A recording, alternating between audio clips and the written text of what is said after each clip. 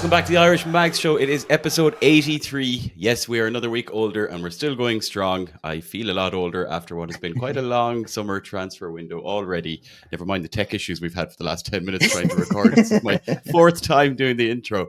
But my name is Paul. I'll be your host for today. I am joined by Mr. Alan Williamson. Hello, Alan. How are you doing there? Hello, Paul. How are you? Not too bad. Alan, I believe you're keeping a close eye for announcements from Newcastle United Twitters and the like. So, ruining the stream while I'm at it. And ruining the entire podcast. But thankfully, we have a special returning guest joining us to keep things of a much higher standard than me and Alan. It is, of course, Mr. Jamie Smith of the Mag notoriety. Jamie, welcome back to the Irish Mag Show.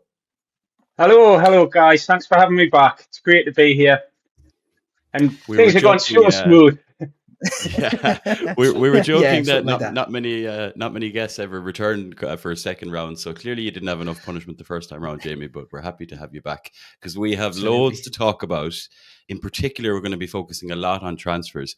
But before we do that, listeners, little peek behind the curtain. Jamie was about to go on a full-on rant about something, and I had to say, save it for the podcast. Jamie, tell us what has you rattled up on this Wednesday evening at the time of recording. Yeah, it's been a tricky afternoon. So for anyone who didn't know, the fixtures have been released in terms of what the TV's doing with all the games for the month of August. And I've been what you call a hostage to fortune. My family holiday has been planned around the Liverpool game a little bit. And long story short, if it was a Saturday, no problem. If it was a Sunday, that would have meant a sort of conference between me and my wife to determine exactly what happened. It's a Monday night, and that's an absolute kibosh. It's the Monday night kickoff. I'll be in Disneyland. I don't know if it'll even be on the TV in Disneyland. So I've just found out that I can't go to that. And the following week, when I come back from Disneyland, I'm going by car. We're away to Leeds. That's a 5:30 kickoff on the Saturday, so my wife's going to turf us out somewhere in Yorkshire. I'm on a train to Leeds, so I'm managing to get to that one, but it's still a bit of an inconvenience compared to the Sunday. So I'd like to just call Sky Sports a shower of bastards, if you don't mind me using your platform to do that. No problem at all. We are more than capable of telling people they're bastards because they tell us we're bastards all the time. To add insult to this as well, it doesn't really apply to us, obviously, here in Ireland, but it's a bank holiday as well that weekend in the UK specifically. So it is, isn't it? So it's going to be a bank holiday Monday, so everyone's going to be half wrecked after being out all weekend, and everyone's going to have to go to work on Tuesday. Like, it's bullshit. Why didn't they put it on Sunday afternoon, 4:00? Jobs done on it. It's the pick of the weekend games as well. I've no idea why it's not the big game on the Sunday at 4:30, because that was actually one of the games I was looking at trying to sneak over for a day trip. But that's just not going to happen anymore now. Like, I just can't do it. Yeah. It's a pain in the arse. What are you going to do? Bow down to the it's probably not BT overlords. It's probably not a horrible away game for Liverpool. I forgot all about the bank holiday because they'll be off work anyway, and there'll be a lot of drunk scousers kicking about Newcastle that day. I tell you who's to blame for this, and everyone listening can go and tweet him or send him some DMs. I bet you it's fucking Jamie Carragher's fault because he loves his Monday night football fucking analysis nonsense, and he wants Liverpool to be on the Monday. Wouldn't surprise me at all. Dick. Okay. Rant over, I suppose, for now. Let's move. Let's try and move on to some more positive things, lads. We're going to have a chat about transfers. It is definitely silly season, but after what has felt like a month of that meme where you're the little stick man holding a stick and poking the thing and just going, do something. It looks like we're about 95% of the way to making our first big signing, first team signing, marquee signing might be a strong word, for 3 transfer windows, or what I was reliably informed during the week as about 750 days. Anthony Elanga. We've had the here we go from Fabrizio Romano. We're still yet to hear confirmation from the club. He was spotted at the airport. He was spotted at the training ground. Jamie, would you put your house on this now happening? Is it a done deal? Yeah. Have you noticed over the last few years, Newcastle are really slow in that bit where everyone knows the transfer has happened before whatever ostentatious video appears on Twitter. Like, did you see the Kyle Walker one where he was taken off the Lionel Richie video? Yeah. I mean, I But feel like they're Burnley's funny. crossed the line. We don't even do anything like that. We just kind of announce them. Like if we were doing something like that, I'd understand why it takes 2 days to announce it. But I mean, they'd be silly not to have Will Osula dancing in a video or something as Elanga walks in. It would, it would be an opportunity missed. Like the funny thing is now, you can imagine if Eddie Howe was interviewed like today. I think it was today he was spotted in the airport. Elanga wasn't there? Yes, I can't remember. Eddie Howe would literally say, "I know nothing about it," while Elanga's fucking walking in the door behind him. Like, don't turn around, Eddie. Never heard of him. Never heard of him. Now, I will say we did have a Here We Go a couple of summers ago by Fabrizio Romano about João Pedro. I can't remember if it was January or summer. So that's one of Fabrizio Romano's most famous kind of Here We Go collapses. I can't remember. Was there any other major ones, Alan? Do you remember? Like any other times? He gave a Here We Go for Messi staying with Barcelona when he went to PSG. Yeah. That was the real big one he got wrong. I think he's gotten not a load wrong, but he's gotten a few wrong over the years, I should say. So yeah. I mean, look, until the club tweets it, until we see Elanga holding the kit, I suppose we won't fully believe it. But just on Elanga, Jamie, does it excite you as a signing? And also thoughts on the fee? Yeah, I mean, well, the fee's the going rate, I think, for a good Premier League player, isn't it? 50-ish million. So I have no problems with that at all. Once you get into the crack about amortization and it being spread over the 5-year contract, I think the story was out today that the sale of Longstaff would kind of cancel out the outlay once you take it into account from an accounting point of view. Although, I don't know if you saw, but there's a story breaking that bit has been turned down. Yeah, but, unbelievably. You'd hope they kind of know what they're doing, and it's a sort of, we know that Everton are waiting or Leeds desperately want him, and it's just squeezing an extra couple of million as opposed to turning it down. But that's another matter. As you say, let's stay positive. I think, do you know what the best thing about any signing for Newcastle these days? If Eddie Howe wants them and he really wants them that badly, you know it's going to work out. And I think Elanga's been whispered for the past 3 windows now, I think. I might be wrong. And it's obviously a position that we need to strengthen. Love Jacob Murphy, but you need more than one bloke that can play out there. If it's not Murphy in the last couple of seasons, it's a square peg in a round hole. So I think the pace on him, the power on him, it's a perfect signing for our team. And I'm sure it'll work out really well. Alan, there is a bit of chatter going around. Well, some of the reaction has been he's just too similar to Murphy in terms of style, or there's a lot of talk he's just a younger, fitter, faster Jacob Murphy. Do you buy into that? Not really. Like, he's one of the fastest players in the Premier League. Murphy doesn't have an abundance of pace. He's not slow by any stretch, but he's not a man to push the ball by someone. They're different in styles. And the other thing is, he's 23 and about to be coached by one of the best man managers in the Premier League. Eddie's already brought several players onto their next level. I firmly believe he's about to bring Anthony Elanga onto his next level, and we're going to see a massively improved, although he had a fantastic season last year.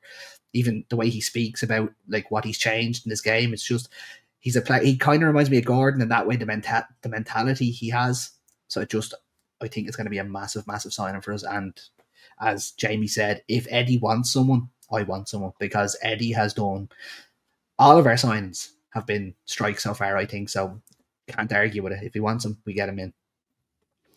We won't mention Lloyd Kelly. We'll just move on very swiftly past that one. 20 million for a free transfer. You can't even argue with that. Yeah, you know what? You're alchemy. Yeah. He knew exactly what he was doing. Exactly. I think the other thing with Elanga that I like as well, I mean, we'll come back to his character, I think, in a minute, but I do think it's easy to compare him to Murphy and just say, he's an out-and-out right wing or whatever, but he is very two-footed. He does cut inside a lot more, has played on the left for Forest, and I just think he offers a lot more end product, and I have some numbers we might go through. But Alan, you mentioned one of the quickest players in the Premier League. Last season, he was recorded as the 5th fastest in the league. Only a few players ahead of him. I think it was 36.2 kilometers per hour, which is basically me chasing after a pint of Guinness, really. The only players faster than him recorded were, I hate to say it, Yankuba Minta should be our player. Brian Mbuemo, we tried to get him. Matheus Nunes, which is an interesting one, and Mickey van de Ven, who just every year is the fastest because he's got the longest legs probably, and he can move them. And the other thing is there is a stat here on the Premier League website where basically it's recorded as Premier League players with the longest time spent sprinting, which is also me chasing after a pint of Guinness in the pub. This sounds really weird. Anthony Elanga has spent 1.17% of his game time sprinting. It's the highest in the Premier League. Yeah. Right. And do we, Jamie, I'll try you on this one. Do you know who's second? Oh, it's obviously someone we know, isn't it? Is it Bruno? No. It's actually Anthony Gordon. Is number 2 on the list. So we're about to have the 2 players in the Premier League who spent the longest amount of game time actually sprinting. I'm okay with that. I'm fully okay. Absolutely. With that, so. Did you see the other stat about Elanga's pace, about the top 100 recorded time in the Premier League by all the players? Only one player in the top 20 has more than one individual entry, and it's Elanga with 6 entries. Wow. Yeah. Wow. Okay. So I think it's clear that this is definitely an upgrade on the position, and this is going to bring a whole different dimension. Like, and when you think about the likes of Tonali or Bruno just pinging through when imagine we come up against City and they've got Ryan Aït-Nouri who thinks he's a centre forward half the time. Like, it's just going to be get the ball, send it down to Elanga. No one's catching him. So I'm looking forward to that. Jamie, just quickly one more thing on Elanga then, on his character. I think there's a lot to be said here. We've seen some of his Instagram videos in terms of like how hard he's working in training, and obviously having a bit of crack with Will Asula, so he'll definitely fit in with the lads. The other thing I was thinking about a lot was, this is a guy who could have probably just hung around Man United. They were a bit shit at the time. Man United, he was playing under Solskjaer, I think, before Ten Hag. He could have stayed there and said, no, I want to be a Man United player. And he chose not to. He chose to go to a Nottingham Forest team that were struggling. I think that probably says a lot about his determination and character. But is there anything else that's jumped out at you in that perspective as to why he fits in at Newcastle?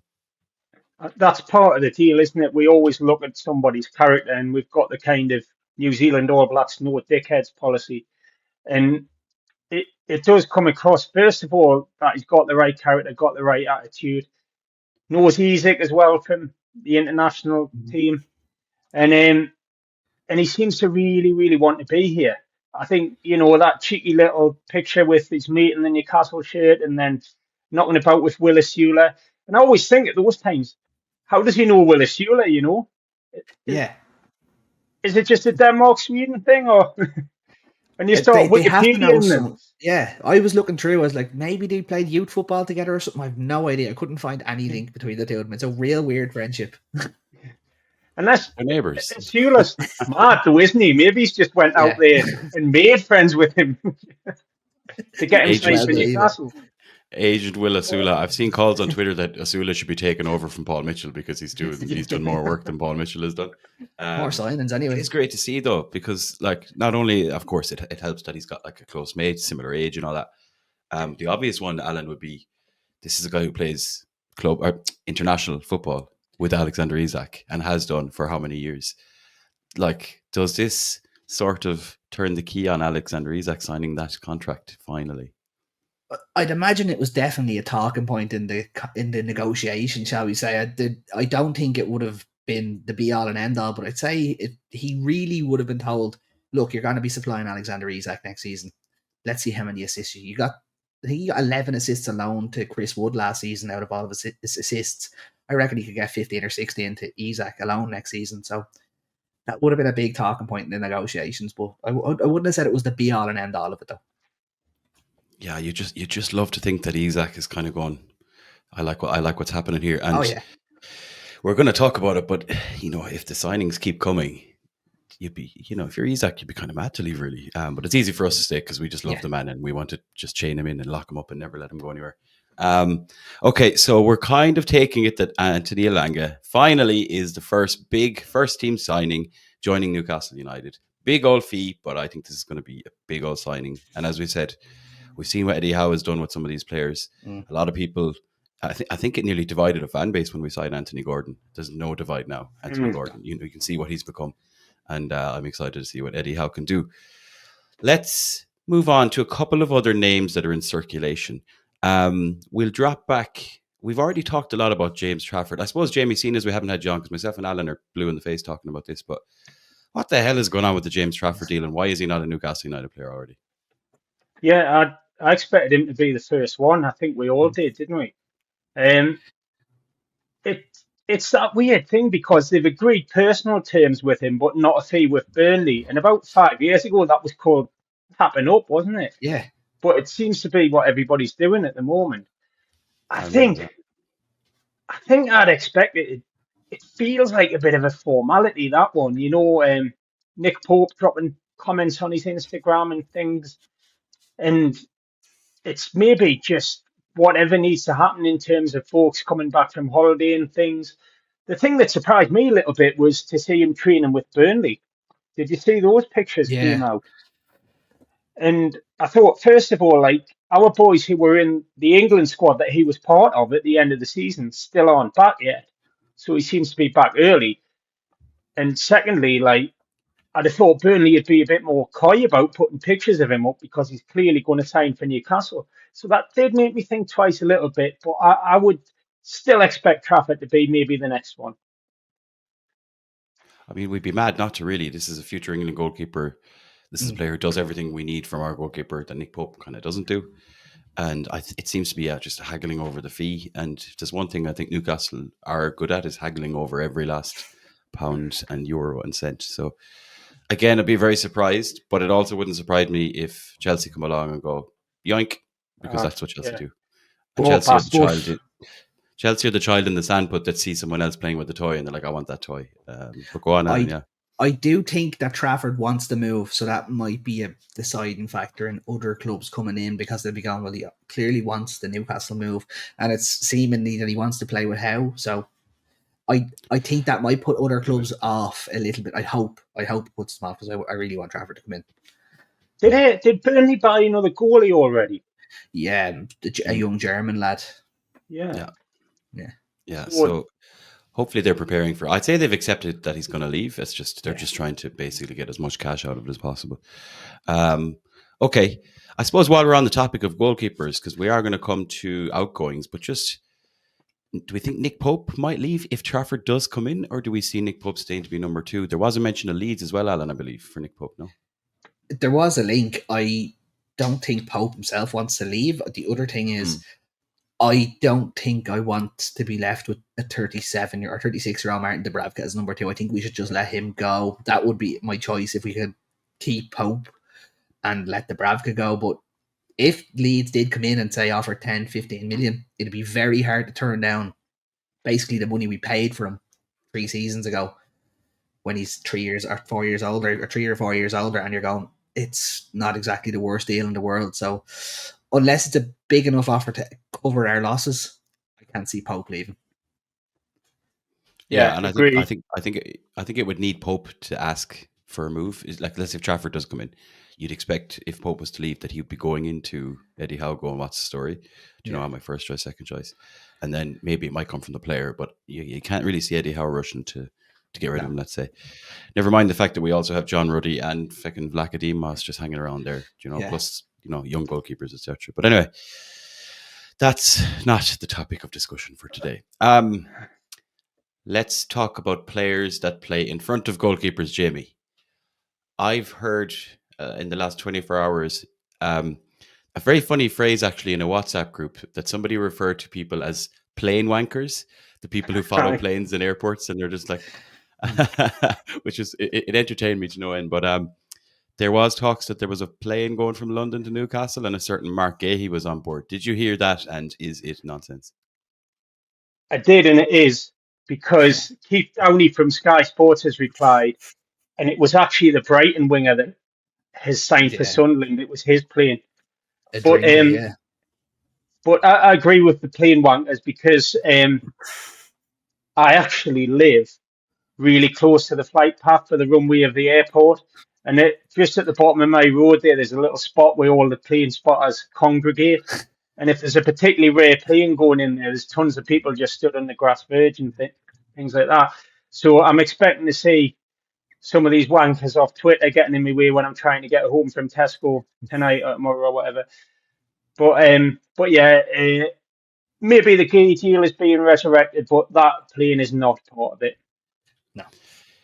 That was going to be my next question. Just pushing that rumor aside, is Gay to Newcastle even a possibility, Alan? Do you think, or is this he's going to Arsenal, he's going to Liverpool, and we haven't a chance? I don't think we ever left the table. I don't think we ever do leave the table fully when it comes to a player we have an interest in, because things change in transfers. Like, as Liverpool were supposedly done deal, they were coming in for 40 or 50 million, and all of a sudden they're not coming in until next season. Whereas I think if we went in with 35 million, it might entice Palace, but I don't think it will. It could be an option. That's why I think we're still definitely at the table. But at this moment in time, I think we'd have other centre halves ahead of Gahey in our line. But well, seeing as you're on the mic, Alan, talk to me about Football Manager wonder kids in the shape of Italian centre backs. Giorgio Scalvini. I have been banging this drum for a while. He would be. It's a Football Manager sign, and every time you load a game up, you go, right, he's 30 odd million at 17 years of age. He's now 19, 20. He's unbelievable. He was called the crown of the Atalanta. The jewel in the Atalanta crown by Italian media when the links first came out, and I was like, yeah, that's kind of an understatement to what this kid is. Like, he did have a nasty injury last year. He actually had two of them. He had a bad shoulder injury where he missed 6 months, and he done an ACL injury as well. But we tend to like to sign players after they do a nasty knee injury. Tino Livramento, if you know what I mean. But Scalvini is looking like he's going to be Bastoni's next partner at the Italy centre-back partnership. So if we could get him in, it'd be absolutely sensational. He's the type of player that I just thought he was a level above where we are, and then the links are kind of constant now, and I'm like, I would absolutely love this deal. What's the shoulder injury? Well, yeah, I saw the same thing that Alan mentioned, where he's got he came back from the ACL, and it sounded a little bit like, do you remember with Jacob Murphy season before last, where he did his shoulder, he missed maybe 2 games, and then he came off the bench to try and come back, and straight away he's walking off holding his shoulder. Yeah. And I think that's what's happened here, isn't it? Yeah. So if it's a dislocated shoulder, it's kind of a finite thing, isn't it? You dislocate it, you go in, they fix it, and it shouldn't come out anymore. It's more concerning when it's a goalie, like when Nick Pope did it. Yeah. But that injury could be one of those things where if he hadn't had that injury and he'd had another great season, there'd have been all sorts sniffing around him. Yeah. Whereas if we strike now, providing he's over the injury, we've got ourselves a really good player for what might be a reasonable price. Yeah. Yeah, he is fantastic. I've seen a little bit of him. I know Atalanta, I believe, are fairly reluctant to let him go. But look, money talks, particularly, Italian clubs just notably like money because they don't have as much of it as anyone else. He's right-footed, right? So we're looking at obviously right centre back here. There's a world where he plays beside Sven Botman, and I'm just like foaming at the mouth, assuming they're both fit. The one thing is, I'd say, he had an ACL injury, which is bad, obviously. So did Tino. Look at him now. And they needed a shoulder. People are calling him injury prone, but they're completely unrelated. Yes, it's happened, relatively close together, but I wouldn't say you'd tag him as injury prone. He just happened to get injured twice, and they were both fairly significant. I would love to see Scalvini in Newcastle. I mean, Scalvini and Tonali. I'm just like fucking, Football Manager 2022. Paul is going nuts here. This is literally what I'd be doing. So it's the dream now. I'm just trying. I'll have to think about what striker we'll bring in now. That's also a Football Manager wonder kid. But we'll come back to that. Yes. Just really quickly, then, Alan, staying in Italy, the other centre back. This is probably going on about 2.5 years. Malik Thiaw seems to be still a name that's floating around. Milan notoriously like selling players and want to bring in cash all the time. But has this come to the point where it's gone on for nearly too long that it's just not going to happen? This has to be agent talk now at this stage again. He was nearly on his way to Como. Look, everyone's saying Como have a great scouting network and all that. Yes, but they're still a mid-table Italian team. They're no great shakes, if you know what I mean. I don't want to be rivaling them for signings. If that's the level that he's at, that's not the level we want to be buying. I think we've outgrown that signing already, and I think that might just be agent talk trying to push that deal back out to say that he's available again. And for it's a fairly decent price. Like 25 million isn't bad at all, but like I do think we're shopping in a different market now than when we originally went in for him. You'd imagine he's second choice potentially, or third choice, depending on what happens. Okay, interesting. But like, it's not that long ago we were praying for him to come in because we thought we rated him quite highly. But as you said, I think, Alan, you've put it well. We're probably shopping in a different market now, and that market is it Scalvini? Antonio Silva is another name that went around. There is a defender at Marseille that I'm not too familiar with, which is Balerdi, I think. Is it Leonardo Balerdi or something? Someone went on Marseille. Yes, and someone once went on hunger strike because he was such a bad defender. Oh yeah, right. Okay. Yeah. Okay. Well, I will not be going on hunger strike. Let's just move away from that because I'm planning to eat a big dinner after we record this podcast. Okay, so that looks like potentially Scalvini, unless a miracle pops up with Gray. They're two good names. They're two serious defenders if we were to bring them in. Let alone having obviously Fabian Schär still there, and he had a great season last season as well. We have to talk about strikers because we need to spend a significant amount of time talking about this. Talk about shopping in markets. About 4 days ago, we started with Dominic Calvert-Lewin rumours. It's then kind of climbed up to Johan Wissa, Ollie Watkins, and as of today, with the day of recording, suddenly Hugo Ekitike's name is going around again. Jamie, what's your knowledge or ear to the ground on the striker situation? It seems we're very clearly in the market for one. I think, we're definitely in the market for one. I think the Ekitike stuff is maybe that tit of an agent of his at Play Again who was a bit of a fly in the ointment the first time we tried to buy him. I think we've got to be real and say we need to get a top draw winger in Elanga, a top draw centre half. Anyone you bring in as a striker is coming in knowing they're going to be second fiddle to Alexander Isak. And to me, that's certainly not Ekitike. No. I don't think Ollie Watkins would be interested on that basis. You'd rather be the main man at Villa. I think Dominic Calvert-Lewin might be the one that fits the bill because, first of all, he can't make too many claims to go somewhere and be the main man because of his injury problems in recent years, albeit in a poor Everton team. He's got the ability to do it that he did at Everton under Ancelotti, and I feel like Howe could bring that out.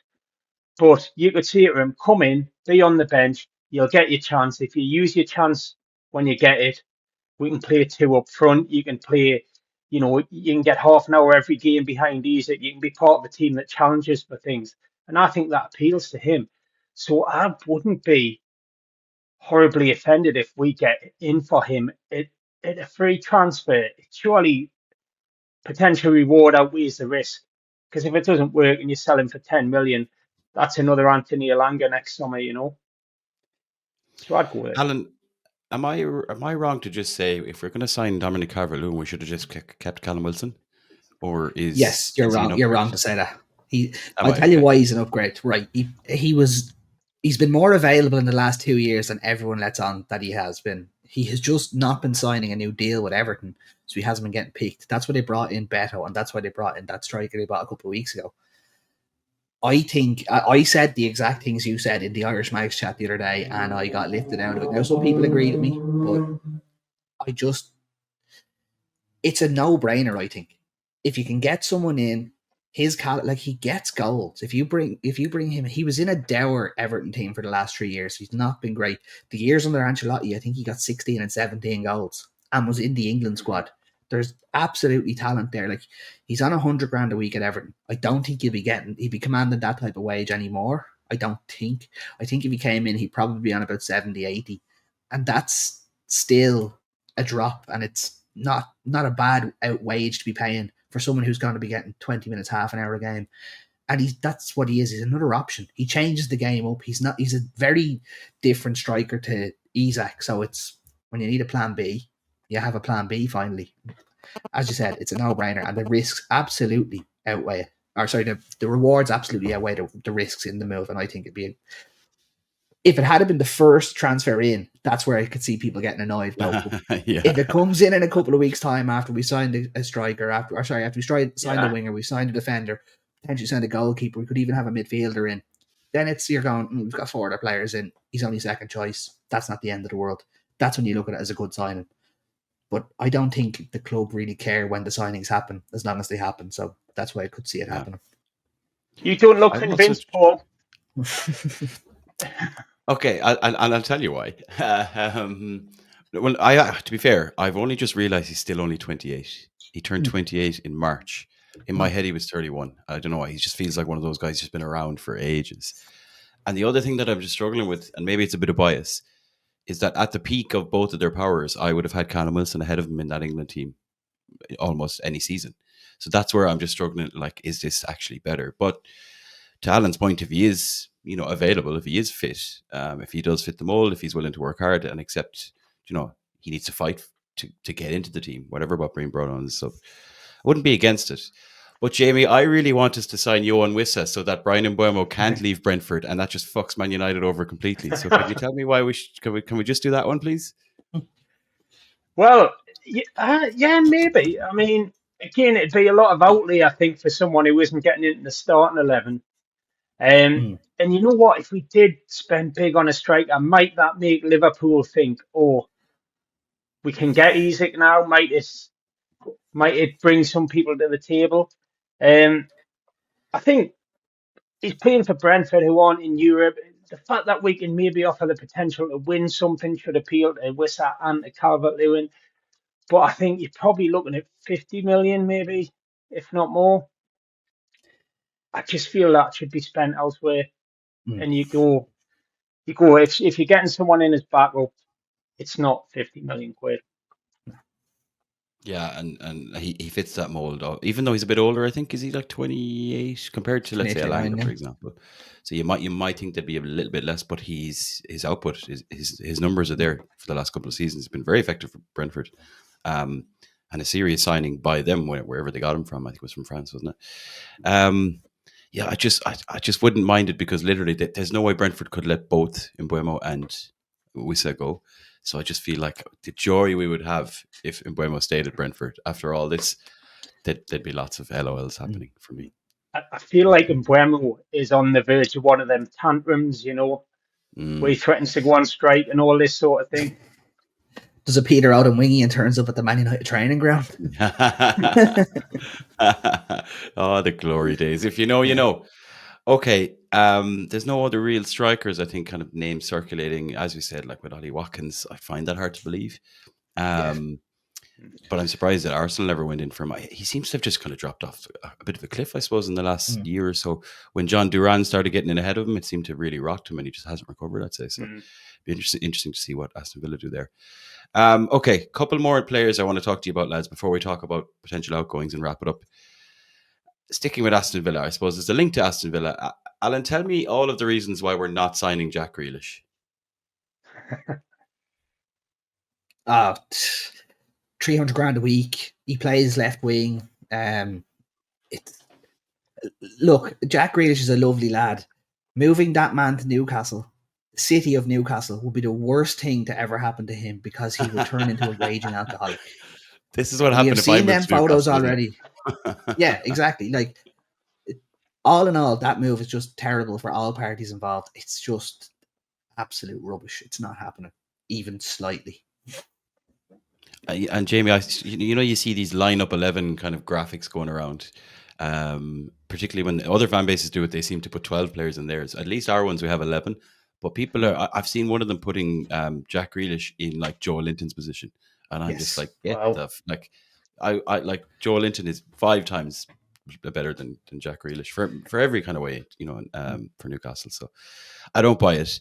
But other midfielders that are kind of sticking out, and again, there's another Aston Villa theme here, Jamie. Douglas Luiz at Juventus. Now, this is interesting when you think about what he brings to the table, and when you think about what we might need, particularly if a player by the name of Sean Longstaff does depart, and we'll finish on Longstaff in a bit. Is this credible, Douglas Luiz coming back from Juventus? Maybe. I think there's a couple of issues at play in that midfield because the midfield three sort of picks itself at the moment. But if Joe Linton is out, it's not the same team. And he's had a few little spells out in the last couple of years, and I don't know if maybe his style of play, his body's sort of letting him down a bit. So we've got to be thinking about that we need to plug that gap. And also, as you say, we'll come to it, but if Longstaff leaves, Joe Willock's been spoken about leaving. 4, even 5 central midfielders isn't enough. So you'd have your starting 3, Lewis Miley, and anyone else you kept. So I think you've got to remember, we've got a shitload of games next year. Some of these Champions League group games, touch wood, you're going to have the luxury of being able to rotate a little bit and maybe not play your Riesiks and your Brunos.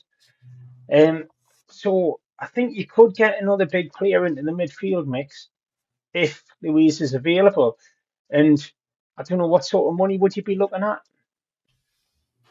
Have you heard any figures going around, Alan, or is this a loan? Maybe I'm not sure. I haven't heard any figures, but I can safely say that if we inquire, the price will be 70 million because of that Lloyd Kelly deal. Yeah. That's just out of spite. They're going to say anyone else can have it for 20, but you're getting it for 70 for selling us. Not cheap pricks again. Not cheap fuckers again. You've already had our pants down.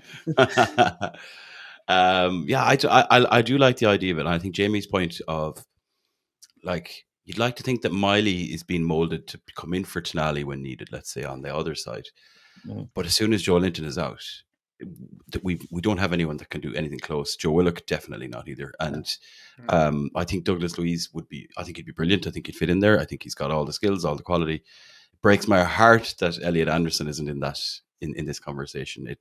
He's perfect for this. He's got so much aggression, so much strength.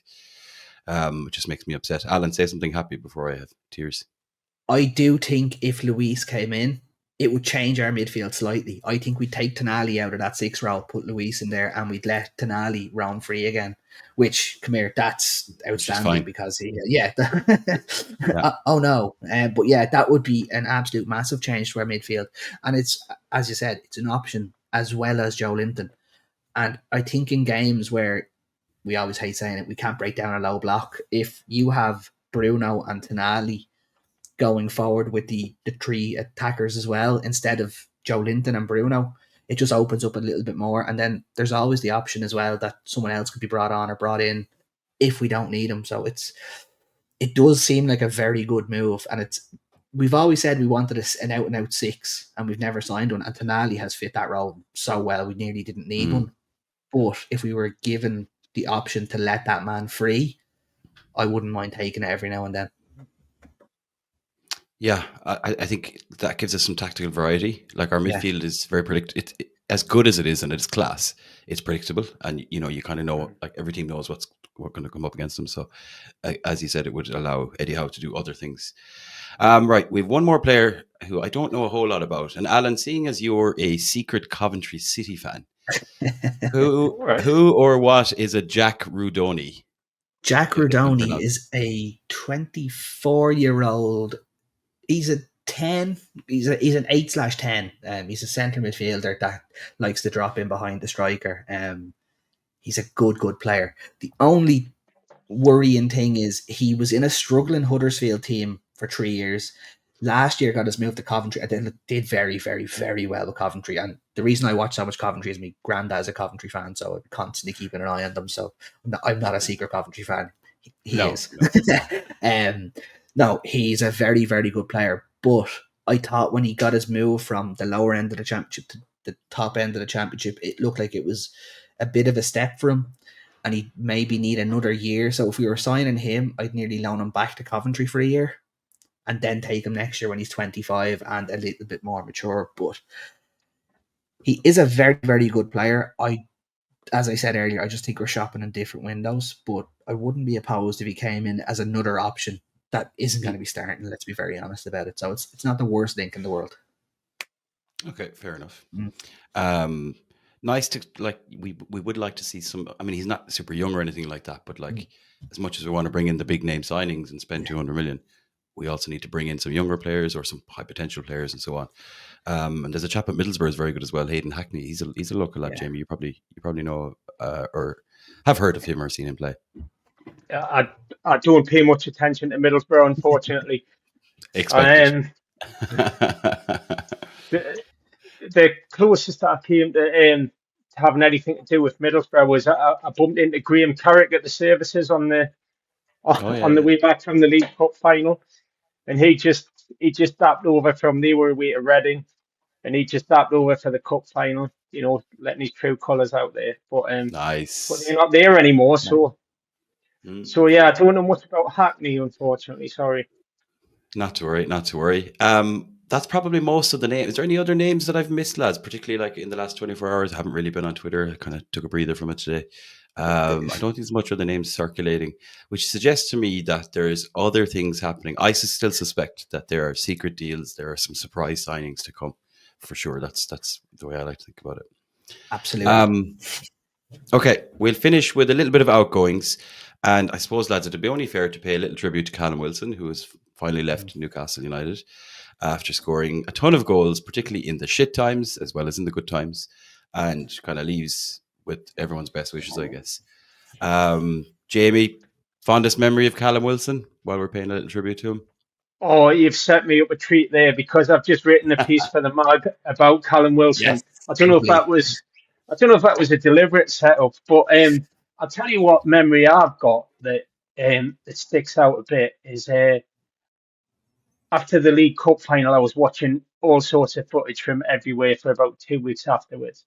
And there's a backstage cam of Wilson returning to the dressing room, and he grabs his medal from round his neck and he goes, "From the relegation battle to this." And I'm so glad for him and for all those boys like that were with us in the bad times. He kept us up that second season under Bruce. He was fantastic in the season we avoided relegation when Eddie Howe came in, and then he was a great player for us when we qualified for the Champions League. So it was great for us when we really needed players to stick in and be part of the cause. It was great for us in better times, and I'm so pleased that the likes of him and Shea and Dubravka and Longstaff got those winners' medals that day. I mean, I'm pleased with that everyone got them, but for some of those boys to get it is magnificent. So I'll always carry that little memory of him. Strange, so it's a silly little one from a bit of backstage footage, but great player for us, great number 9. It shows you a lot about the man, I suppose, Alan, who is from Coventry, incidentally, because we know you are a secret Coventry City fan. Absolutely. Favorite Callum Wilson moment? Come here. His goals obviously stand out. The one that always sticks in my head is his overhead against Palace was unbelievable. The one against Everton when we beat them 4-1 down there, where he opens his body and curls the top corner. From about 20-25 yards, he curls the top corner. Great goal. But this is like such a pub trivia fact, if you know what I mean. So this will be an answer to one of our quiz questions the next time I do one. Who was the last person to touch the ball in the Carabao Cup final when we won? It was Callum Wilson. Callum Wilson had the ball at his feet when the whistle blew. So that's my favourite memory of him. You'll never sing that. So there you go. Yeah. Hopefully now he'll find a decent move, depending on where he wants to go. Just Hawks and Leeds, but it'd be nice to see him stay in the Premier League, but just not scoring against us, because that's probably destined to happen. That's one of them things. Right. It is indeed. The other one to probably mention then, Jamie, Sean Longstaff to Leeds, and as we mentioned, apparently we've rejected a bid today from Leeds. Which is that the 12 million? 12 million in total. I think it was 10 million up front. It's either a really, really smart thing and they know exactly what they're doing, or it's a really, really stupid thing to do, because cashing in on Sean Longstaff now, I don't want to talk all PSR, but it's a great thing for that, even at 10 million up front. And let's be honest, he's not going to get much of a look in that team. So selling him makes perfect sense. I just hope that the club knows something. They know that Leeds will come back with an extra couple of million, or that Everton are waiting around the corner to spark a bid more. And I think Sean Longstaff goes. Maybe they want to make some inroads on a midfield replacement before they'll say yes to the deal. But I think it'll happen. Be kind of mad not to Alan, really, for like, I mean, in one way, if Sean wants to go, he deserves to go. I mean, he needs to play football at the age he's at. Absolutely. So there's that side of it. But like, and I hate saying this, and it's football has made me this way. But for PSR reasons, and we kind of alluded to it with the Elanga deal, this is an absolute no-brainer. We don't get many opportunities to get one of these pure profit, fucking good for the books sales made. No, I don't think he played more than 20 minutes of a game between Christmas and the end of the season. So I think he knew himself his time was up. I think Eddie knew himself his time was up. So yeah, if they are actually rejecting this deal, I would be hopeful they have something in the pipeline, that they know something else is going to come down the line. Maybe a Saudi club are going to offer 80 million for him, hopefully. But something has to be down the pipeline. They're not going to be rejecting that to let him go for free in 12 months' time. So, yeah, doesn't make sense. Like, plus, I don't know how many clubs are actually, if it's Leeds, if it's Everton, but like you'd like to think the club wouldn't stand in his way of getting not just a move, but a good move for him. Like Leeds probably makes sense geographically, wouldn't have to go too far. So yeah, I think he's another one like Callum Wilson that would go with everyone's kind of best wishes. And look, to be able to say he scored a goal against Donnarumma and PSG in the Champions League, it's not a bad memory to have, I suppose, for Shawnee Longstaff. I think that's it, lads. I mean, there's some loose talks about Joe Willock. I heard Fulham, I heard Crystal Palace, and I heard Leeds mentioned. I don't think any of it's concrete, lads, unless either of you have anything on the contrary. I don't think so. No. And I think if you let both of those two players go, then you absolutely definitely need to be in the market for a big replacement. So maybe that's an either or. Yeah, I agree. And Pep Guardiola can go and fuck himself if he thinks he's going to get near Tino Livramento. And Alan, you'll know that I expected this to happen from when we were doing our predictions, but I would be incredibly surprised if we even considered talking to them, let alone selling Tino Livramento, and similarly for Isak as well. Right, I think that can bring an end to our little transfer discussion, lads. Jamie, thanks so much for joining us on the Irish Mags and for returning. A glutton for punishment, as we said. Can you tell everybody where to find you, not your address and postcode, but where to find you on the internet and where to find the mag? Yeah, I've given a little bit away, a bit too much away by saying how close I live to the airport, haven't I? If I get Irish Mags fans knocking on the door, I'll think, oh, God. But www.themag.co.uk. As I said, I've written a magnificent tribute to Callum Wilson, though I do say so myself, that sort of then goes into a little bit of a sideways dig at some of the wider fan base who want the likes of Jack Grealish and Marcus Rashford and haven't understood the work being done there to build a squad and what a great job Eddie Howe's done. And I'm kind of recovering from my summer break because I needed a bit of a rest after what happened last season. So I'll be putting a few more things up there in the coming weeks as things start to ramp up a little bit. Brilliant. Well, we'll put a link to that in the description, and listeners, make sure to go and check it out, along with all of our socials, theirishmags.com as well. You'll find all the latest updates. We're going to be having a little refresh of the website in the coming weeks as well, particularly focusing on meetup locations and the like. And that, I guess, is it, lads. We'll be back for more Irish Magnus next week. So, as usual, we'll say, how are the lads? We'll say, slán go fóill, and we'll see you all very soon. Thank you again, Jamie. Thank you, Alan. And of course, you very much. Thank you, Thanks, listeners and watchers. We'll see you all next week. Yeah, guys.